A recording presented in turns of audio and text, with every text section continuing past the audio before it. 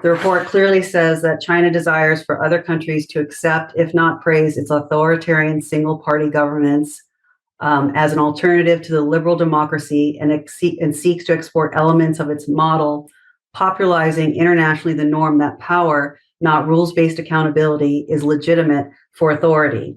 And if China succeeds in normalizing its view of governance, the result could undermine individual rights around the world.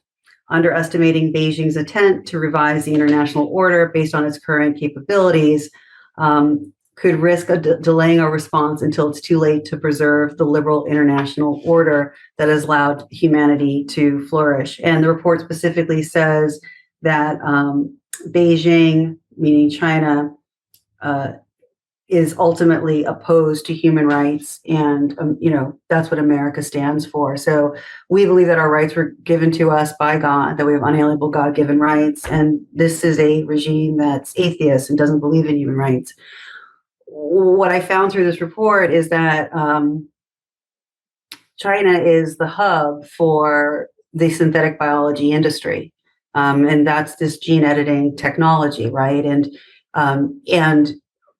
in order for synthetic biology to be used on humans as well as all biological life forms, it would have to go against the laws of the United States of America that uphold civil rights. And it also would have to go against the laws of the Bible and of our God, right? Because it involves the genetic modification of all biological life forms.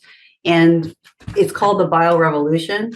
If you go to page 308 of this report, this is all related to the shots. It says in this report, which is a 2020 report presented to Grassley and Pelosi, it's a congressional report, rapid advances in DNA, rapid advances in different sectors of biotech, including DNA sequencing, DNA synthesis, CRISPR, gene editing, synthetic biology, and AI, have led to a new biorevolution that will play a pivotal role in the economy of the 21st century. And the synthetic biology, and the foundation of which is these nanoparticle technologies that people falsely call COVID-19 vaccines, is a $4 trillion industry, and it is the future of the economy for the 21st century, right?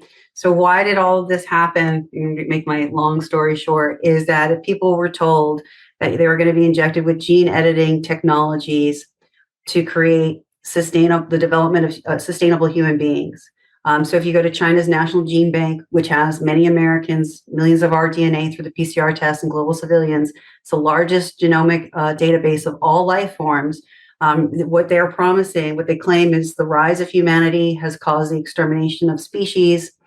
Humanity and all life forms need to be genetically modified for the sustainable development of human beings. So humans need to be genetically modified so that we don't harm other species or the environment. So what does that mean? I think everyone knows sustainable development of meat, of agriculture, of energy. It's an energy source, so it doesn't harm the environment. Essentially what they're saying is humanity become overpopulated, similar to a pestilence, like vermin.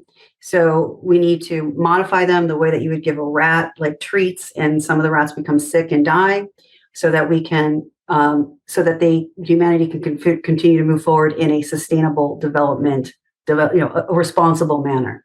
So that's what the gene editing technology is being used for, and it's on my Substack too. And again, the Chinese National Gene Bank, as you go through it, it's very clear. The idea is that if they can genetically modify all life forms, everything from lettuce to fish to meat, it can be owned and patented into humans, and it can be controlled so that every species on the planet can be controlled. So that's kind of like the update. And prior to 2020, we would consider this crimes against humanity, weapons of biowarfare.